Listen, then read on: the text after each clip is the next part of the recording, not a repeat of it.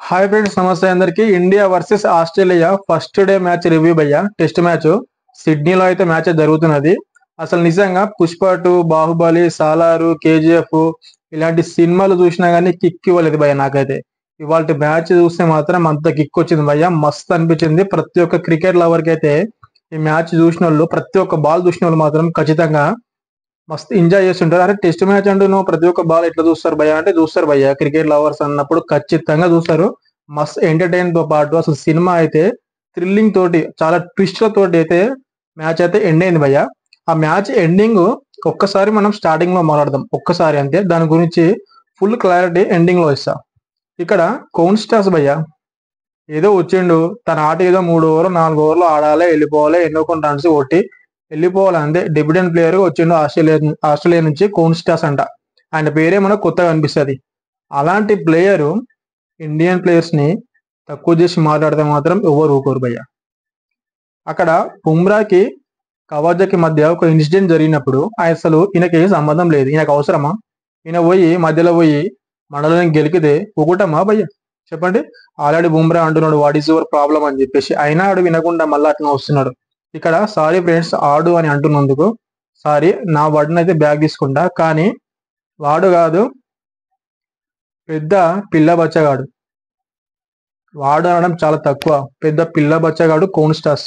నేను ఇక్కడ ఏ sports man కూడా డిస్రెస్పెక్ట్ చెయ్య, అసలు ఎవరిని కూడా డిస్రెస్పెక్ట్ చెయ్య. ఎందుకంటే వాళ్ళు ఎంతో కష్టపడి వాళ్ళ దేశానికి, వాళ్ళ కంట్రీకి వాళ్ళు ఆడుతున్నారు. అలాంటి ప్లేయర్స్ ని నేను డిస్రెస్పెక్ట్ చెయ్య.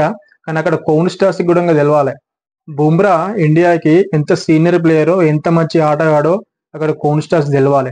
ఏదో నువ్వు ఫేమస్ అవ్వాలని చెప్పేసి ఇండియన్ ప్లేయర్స్ ని, మంచి మంచి ప్లేయర్స్ ని నువ్వు వాళ్ళని ఏదో బిహేవ్ చేస్తే వాళ్ళతోటి నువ్వు ఫేమస్ అవుతావు అని చెప్పేసి నువ్వు అనుకుంటున్నావేమో, అది చాలా రాంగ్. ఇప్పటికైనా మార్చుకో.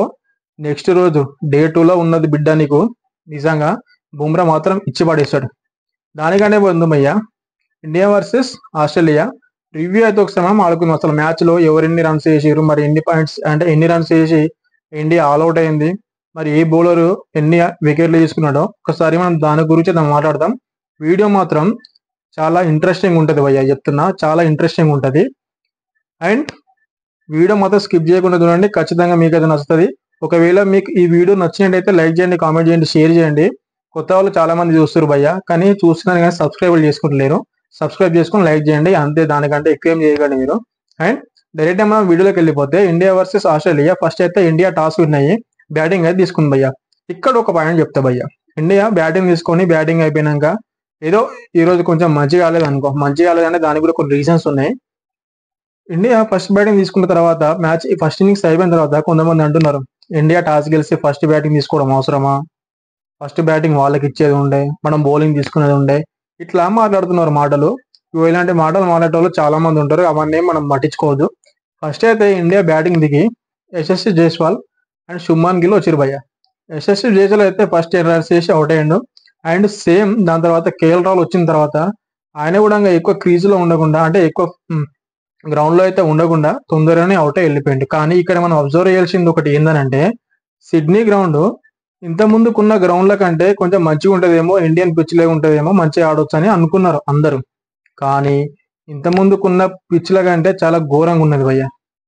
ఎక్కువ మాయిశ్చర్ ఉండడం వల్ల ఏమైందంటే, బాల్ వేసినప్పుడు అక్కడ స్పాట్స్ అనేది ఏర్పడ్డాయి. స్పాట్స్ అంటే ఏంటంటే ఏమంటారు మన అచ్చ తెలుగు లాంగ్వేజ్ లో అయితే గుంతలు.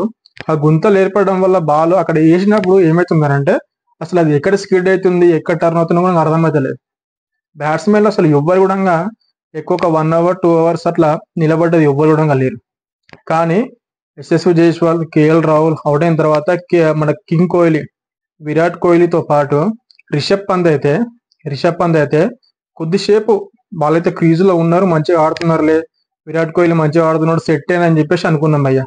కానీ దాని తర్వాత బౌలాండ్ వచ్చిండు మళ్ళీ అవుట్ ఆఫ్ ది స్టంప్. అంటే అవుట్ ఆఫ్ ది స్టంప్ లో అంటే మనకు హాఫ్ స్టంప్ లో వేసిండు ఆయన.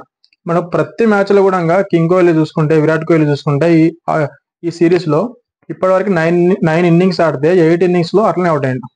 Out of the half stump line వేసినప్పుడు ఖచ్చితంగా వెనకాల క్యాచ్ ఇచ్చి అవుట్ అయ్యిండు. ఆల్మోస్ట్ ఒక 8 టైమ్స్ అయితే క్యాచ్ ఇచ్చి అవుట్ అయ్యిండు భయ్య విరాట్ కోహ్లీ. ఇక్కడైతే వెరీ డిసప్పాయింట్మెంట్ ప్రతి ఒక్క ఇండియన్ ఫ్యాన్స్. ఎందుకనంటే ఎంతో మంది ఆశలు పెట్టుకుంటారు విరాట్ కోహ్లీ పైన. అలాంటి ప్లేయర్ కాబట్టి ఆశలు పెట్టుకుంటారు భయ్య. ఆడకపోతే ఎందుకు పెట్టుకుంటారు చెప్పండి. కానీ ఇక్కడ డిసప్పాయింట్మెంట్ చేసిండు విరాట్ కోహ్లీ. బట్ దాని తర్వాత పంత్తో పాటు జడేజా వచ్చినప్పుడు కొంచెం పార్ట్నర్షిప్ బిల్డప్ అయింది భయ్య. కొంచెం పార్ట్నర్షిప్ బిల్డ్ అయిన తర్వాత సెకండ్ సెషన్ అయిపోయింది, ఫస్ట్ సెషన్ అయిపోయింది, సెకండ్ సెషన్ అయిపోయింది. దాని తర్వాత టీ తాగినాక థర్డ్ సెషన్కి వచ్చిర్రు. ఎప్పుడైతే రిషబ్ పంత్ రాంగ్ షాట్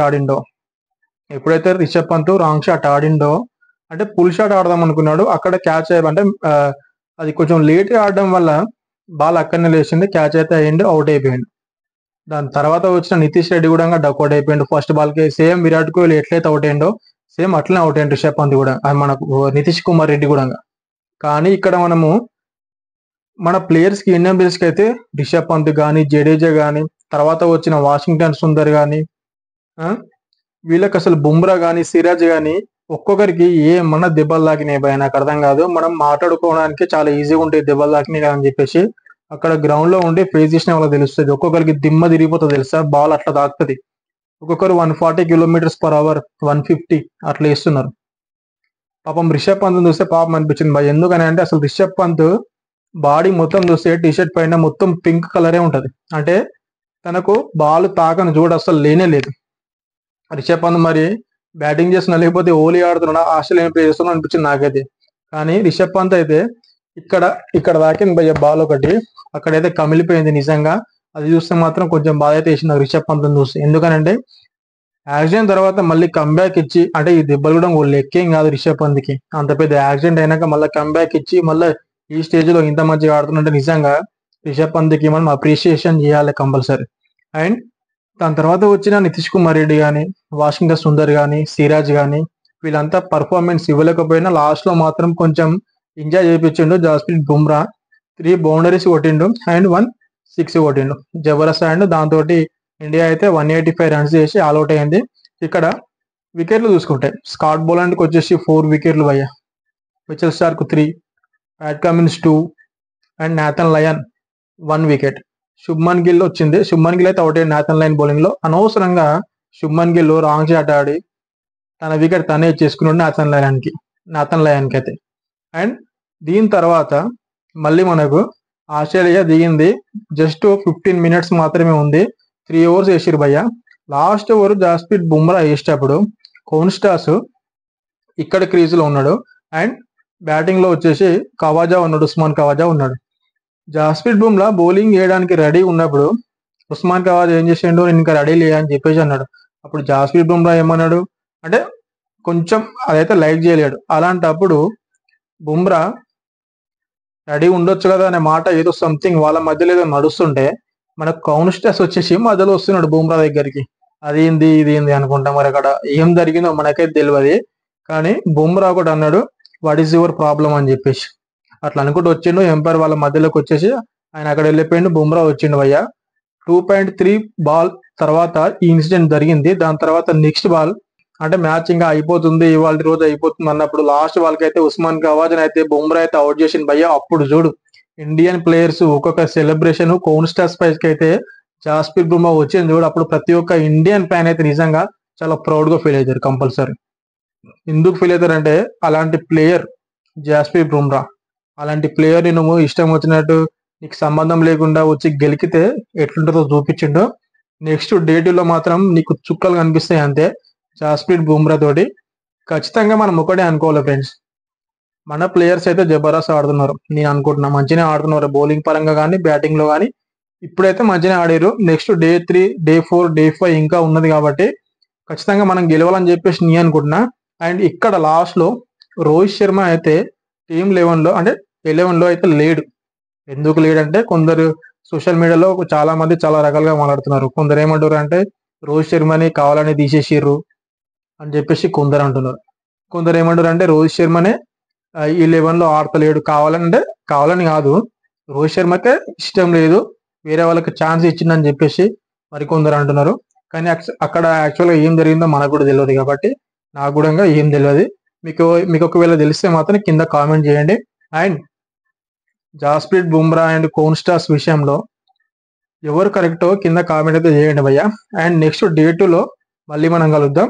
ఇవాళ నుంచి ఖచ్చితంగా మనకు క్రికెట్ గురించి అయితే అప్డేట్స్ వస్తాయి భయ్య. అది ఏ విషయం కానీ ఏదైనా కానీ కొంచెం లేట్ కావచ్చు కానీ ఖచ్చితంగా మీ ముందరికైతే అప్డేట్తో వస్తా. అప్పటివరకు థ్యాంక్ యూ ఫ్రెండ్స్. మళ్ళీ చెప్తున్నా, కొత్త వాళ్ళు ఎవరైనా వీడియో చూసుకుంటే మాత్రం నా ఛానల్ చూస్తే మాత్రం నా వీడియో చూస్తే మాత్రం సబ్స్క్రైబ్ చేసుకోండి ఫ్రెండ్స్. Thank you.